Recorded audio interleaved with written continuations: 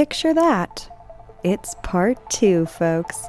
In our last episode, we explored the 3 terrorist incidents that shaped modern airport security.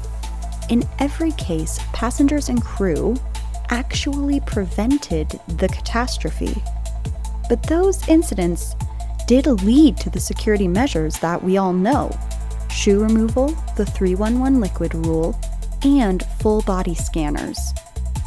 Today, we are asking the fundamental question: has it worked? And is TSA worth the very expensive tab that they have built up? So stow your tray tables, fasten your seatbelts, and prepare for some uncomfortable truths, because this is Final Boarding Call. Re-intro music. Beep, beep, beep. Hello, and welcome back to Final Boarding Call. I'm your disaster-obsessed host, Alice. And I'm still Zach. I don't really want to roll with the reluctant thing anymore. That was something that you made up, and it doesn't really, I don't know, feel fun. And I'm a fun guy. I'm just Ken. I never watched that movie, so it does nothing for me. All right, well. Oh boy. My not so reluctant. Would you still say you're a homebody? I'll stop calling you reluctant. That's easy enough for me to edit, but would you classify yourself as a homebody? Well, yeah. But is that the only thing that's going to be my identifier? No. Okay. I'll find something. Got it. Okay.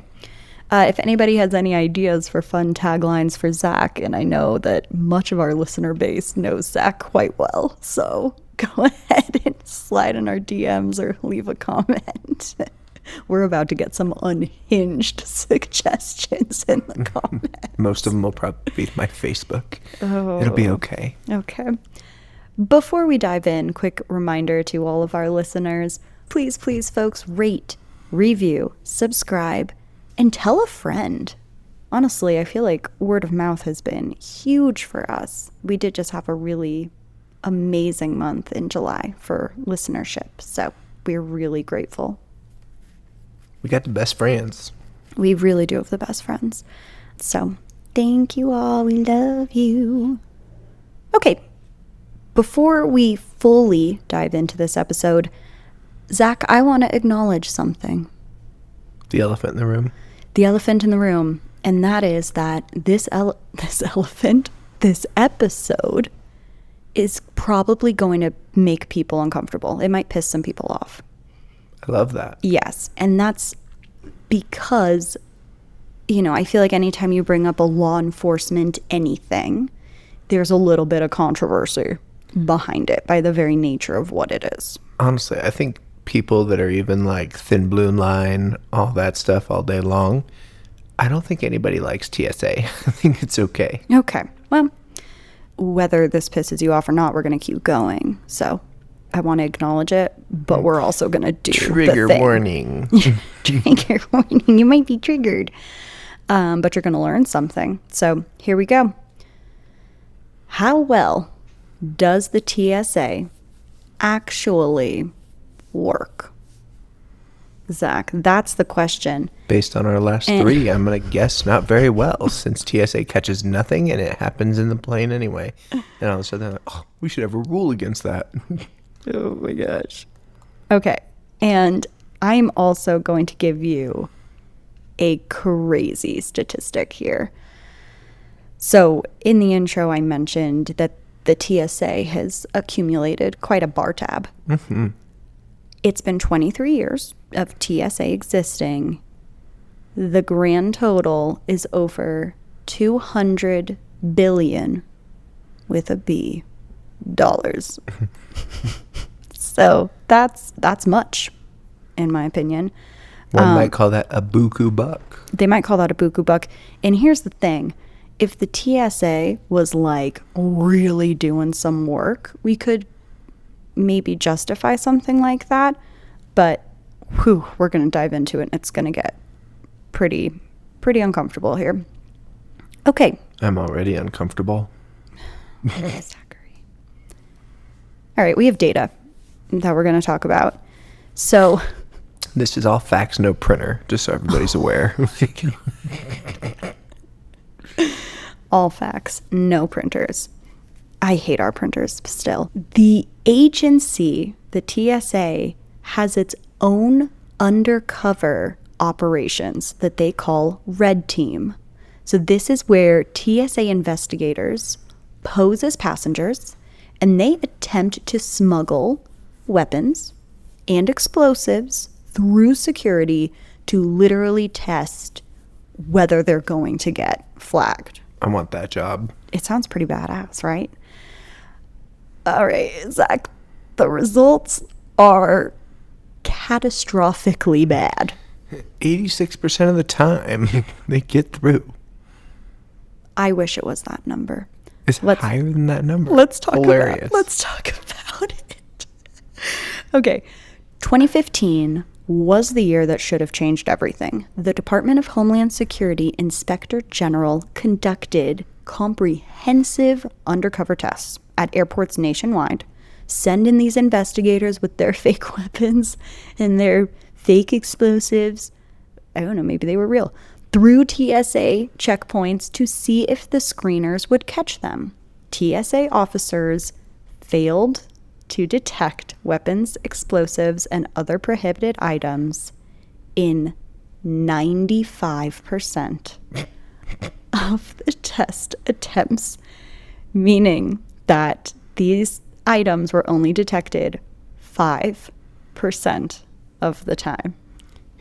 We may be really bad at our jobs, but we have jobs.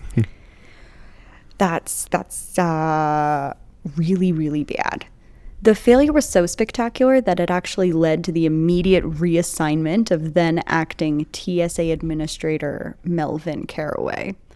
But when you look at the pattern of test results over the TSA's entire existence, the 95% failure rate was not an anomaly. It was consistent with the very, very bad performance of TSA since its creation.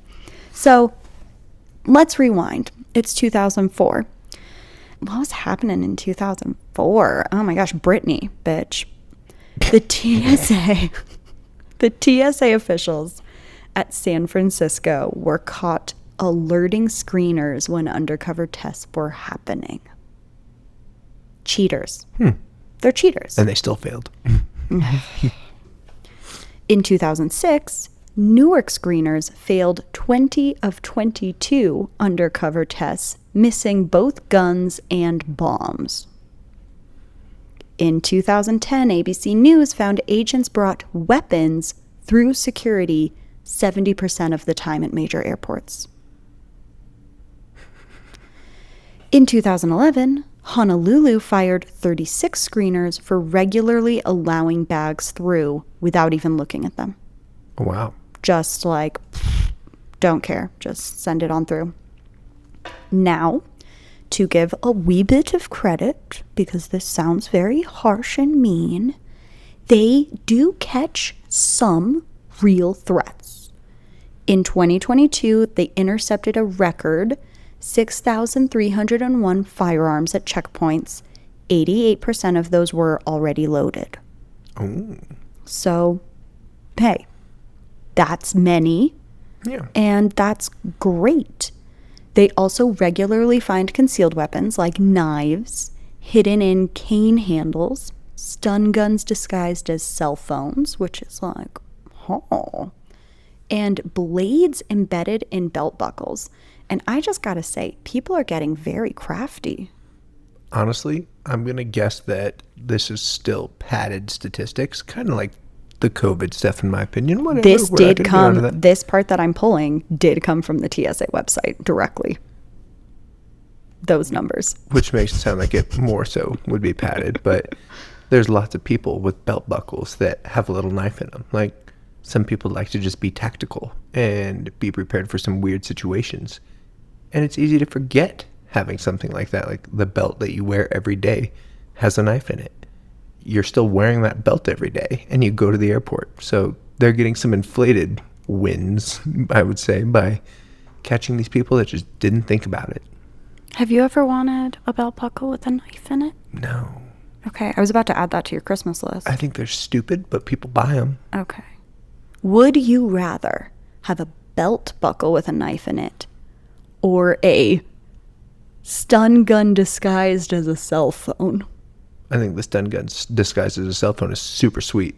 I would totally get one of those. All right, noted.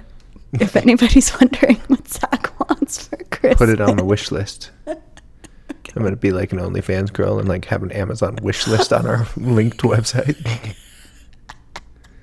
Things Zach wants. Stun gun cell phone. Okay. Like extra large lingerie. Why would this be on here? Oh my God. Here's the irony, Zach.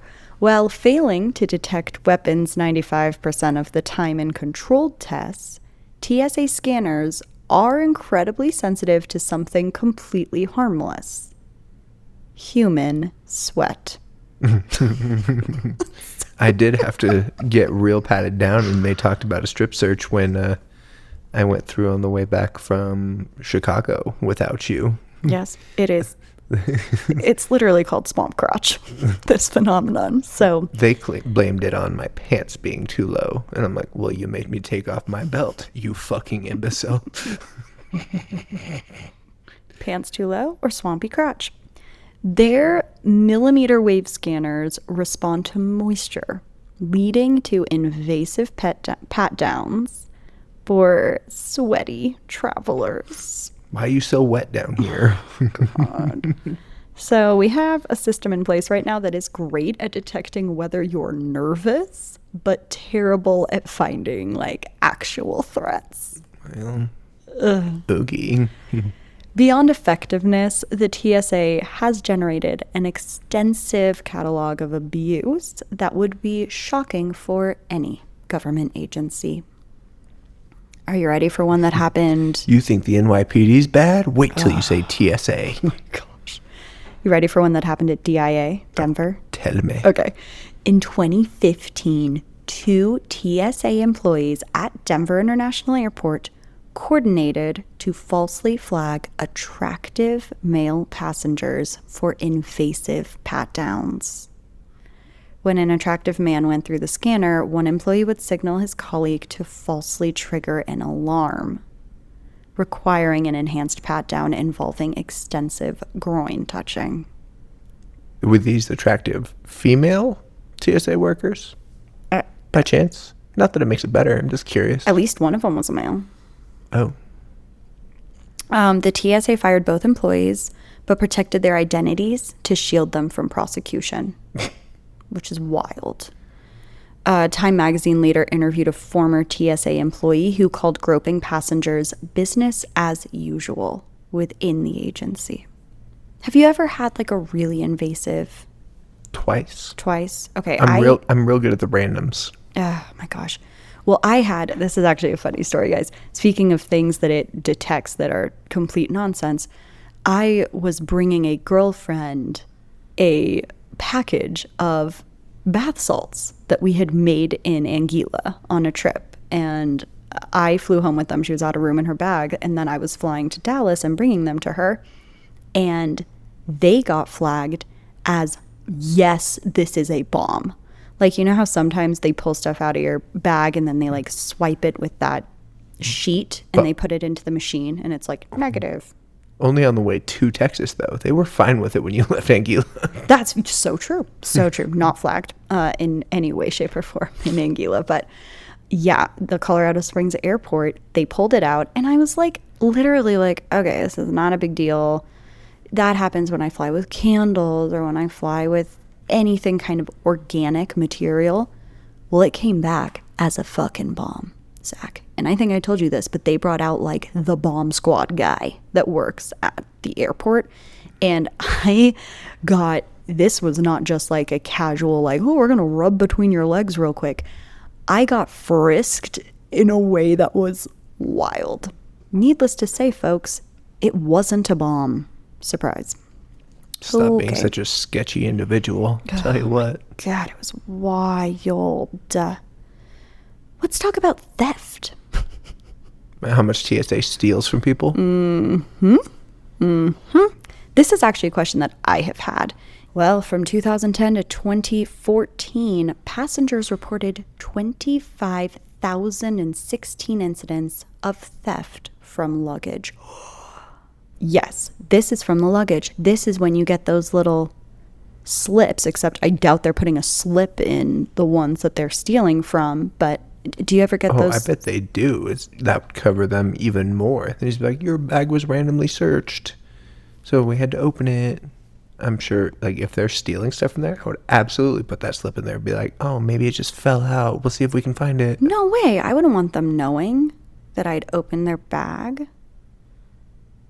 Because then they have proof that TSA handled it. I don't know. But in any case, however it's happening, people are reporting that things are going missing from their luggage.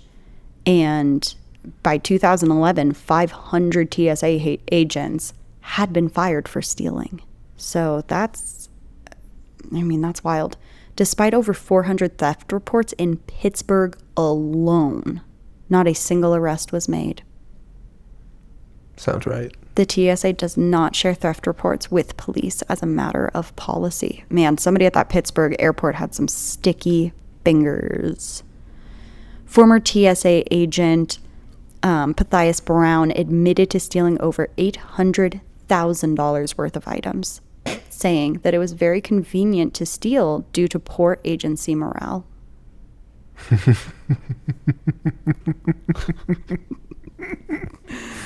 Oh, that's funny to me.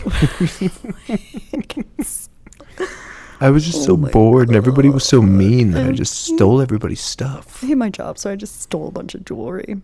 Okay. And Zach, obviously one of the biggest issues with TSA is going to be discrimination, right? The TSA's behavioral detection programs disproportionately target, guess who? I don't want to guess. Okay, well, it's exactly who you imagined it would be. It's Arabs, Muslims, and Latinos. Boom. Actually, so I'm going to sound stupid for saying this. They didn't pop into my head at all. Immediately, I was like, oh, everybody's mean to the blacks. And that's how not racist I am, is that I don't even think about the standard practice of racism for flying. When you say it, it makes sense. I'm like, oh, right, because of these things. Yes, yes. My bad. Yes. The Jason Scientific Advisory Group concluded that there is no scientific evidence that exists to support the detection of future behavior, including intent. So, literally them just randomly discriminating and like selecting people to go through further testing, that is not work. It can't work scientifically. It doesn't work. We are spending hundreds of millions annually on a program that doesn't work and enables discrimination and theft. And doesn't stop the thing that it's actually supposed to stop. On July 8th, 2025, Department of Homeland Security Secretary Kristi Noem announced that passengers no longer need to remove shoes at security checkpoints, citing cutting-edge technological advancements. Cutting edge, Zach. Tell me, what did they do? There's actually no cutting-edge technological advancements. She was just using words that sounded cool. This raises the obvious question: if the technology exists now to screen shoes while wearing them, how long has it existed? Probably since the first full-body scanner. And I fly, folks, a lot. And I can tell you right now that at least at the Colorado Springs airport, there has not been any changes to the technology that is being used at security. It's just a program update. God, maybe. It doesn't have to look different. That's so true. Zach, who am I to make assumptions? Okay. Why were we forced to remove our shoes for 24 years if technology could have eliminated this requirement? Consider the waste. If just 10% of 800 million annual passengers spent an extra 30 seconds on shoe removals, that's 2,000 person years of wasted time annually. And it's not just 30 seconds to take off your shoes Correct. and put them through the conveyor belt and do all this stuff. Absolutely. And Secretary Nome has also hinted that the 311 liquid rule might be next. If liquid restrictions are lifted after 19 years, it's gonna raise similar questions, like, why? The timing is telling. These changes are happening under an administration that campaigned on reducing bureaucracy. So this suggests that maintaining these measures for so long was really about kind of bureaucratic inertia and not security necessarily. Once a security measure is implemented, removing it becomes really hard. It is nightmare. It's brutal. Even when evidence shows that it is ineffective, no politician really wants to be responsible for weakening security, even if the measures don't actually provide protection. Yeah, and as soon as one thing happens, they're like, well, this guy lifted it.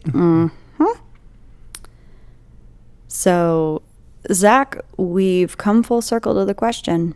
After 23 years and over $200 billion, has the TSA actually made aviation safer? No, I think that they should file bankruptcy and just give that money to me. Oh, fair.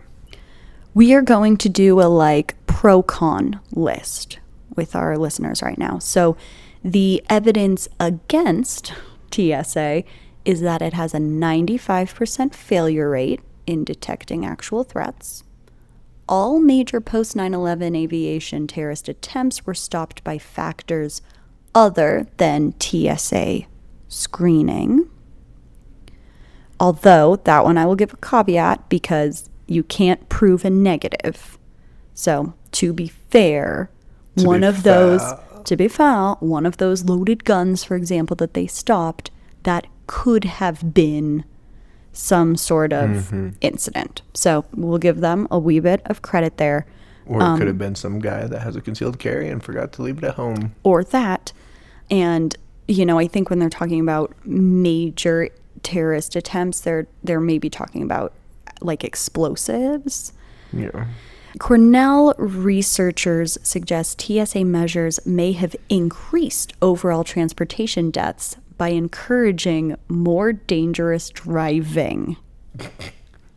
That's wild. Don't know if I agree with that, but it is a fascinating thing to think about. And then finally, recent policy changes suggest that many measures were never necessary in the first place. Okay, let's see the evidence for. No successful terrorist attacks against the U.S. commercial aviation since 9/11. So there you go. I mean, boom. It works both ways, eh? And I will factor in, this is not necessarily a fact, but the way that I see things, just like a locked door on a house, like if somebody wants to come in, they can absolutely get in.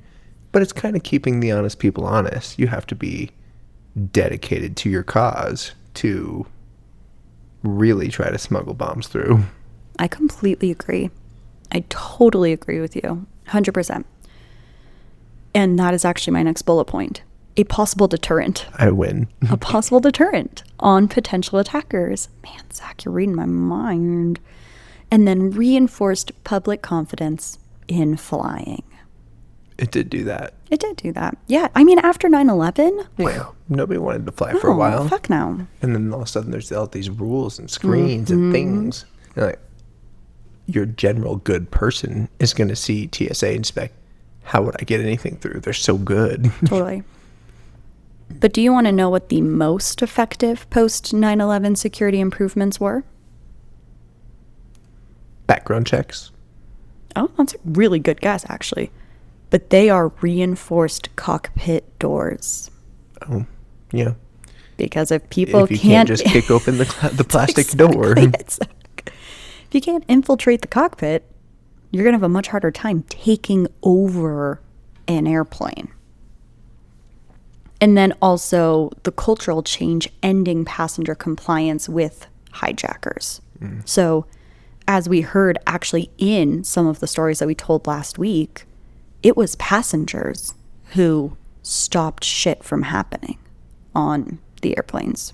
Guys like me with a hero complex, So they just true. want to stand up and take someone down. You do. I do feel safer when I'm flying with you. I will say that. I can tell the way that you just like sky gaze, you're just staring up at the world and be like, wow, it's a beautiful place. And I'm like, there's 3 people on my left, 1 right behind me. You got 3 people over there. This one looks a little sketchy. See, you're doing that, but I'm examining the outside of a plane for fatigue cracking as we're boarding. So we both have our weird anxiety OCDs as we get on. Okay. All right. Here is the uncomfortable truth. When they test themselves under controlled conditions, they fail 95% of the time. The 3 major post 9/11 aviation terrorist attempts were all stopped by factors other than TSA screening. And the most effective security improvements have nothing to do with TSA's $200 billion price tag. It's a tough pill to swallow. So, And we wonder why they're raising taxes. oh, I totally agree, though, with what you said, Zach, which is that the honest assessment might be the psychology behind TSA more than the actual physical checkpoint of TSA. People feel safer believing that TSA is keeping them from being in a dangerous situation. Sorry, everybody, to ruin that. Now you know. Now you know. Okay, so ideally, TSA will continue moving towards evidence-based policies, and maybe we'll be able to bring full-sized liquids on, which would be really cool. You know, maybe we'll be able to, I don't know, keep our belts on. I don't know what's up next. I have TSA pre and I have for a while, so I don't even know what they make you do in a normal security, but I'm pretty sure you have to take your belt off. You have to take it off at TSA pre. Yes, most of the time. Woof. I think it's belt, shoes, hats. Pretty much that's not anything that's not a standard clothing item has to come off. Wow. Okay. Well, hopefully we can do better. And Zach, that is our story for today. That is the conclusion of my examination of TSA. Well, I gotta say 95% failure is pretty embarrassing, especially when it costs $200 billion to build your program. Yeah. So, I don't think it's going to hurt anybody's feelings unless we have like a TSA worker in our listeners. Sorry, not sorry. Well, that's the thing, is that it does provide jobs. And that's, Yeah. I always have a hard time when something comes along and it's like, oh, you shouldn't have a job. Your job doesn't matter. It's like, it's nice to employ people. And it's in the same way that people say one bad cop ruins like everybody's reputation, whatever. If you're having one airport with 5,000 thefts or whatever, chances are it was probably 1 or 2 people that were really in on those thefts out of the couple hundred people that work there. It's not all of them. It's a couple that are just getting away with it. Oh, gosh. Yeah. Anyway, that one guy who stole $800,000 worth of stuff, I hope he gets diarrhea, because that's crazy. And steps on a Lego. Shame on you, sir. Good Lord. If you enjoyed this 2-part series, please rate, review, and subscribe wherever you get your podcasts. We're on the socials, but I'm going to be honest, I'm not I haven't been doing much with them lately. I just bad do at not. socials. I don't have time. So We've just, got lots of socials. We've got our business socials, our personal socials, and we don't post on any of them. no, I have no time. I got no time, folks. If you have ample time and you like working the socials, shoot us an email. Oh my God, please take over our socials. I would love that. Until then, oh, I forgot to say the sentence before that. Join us next time. I swear, what are we on? Episode like 25 and I still don't have my lines memorized. I'm not off book. Join us next time when we'll be back to exploring another transportation disaster story. Until then, remember to stow your tray tables, fasten your seatbelts, and prepare for the unexpected, because not every trip reaches its final destination. And keep those shoes on.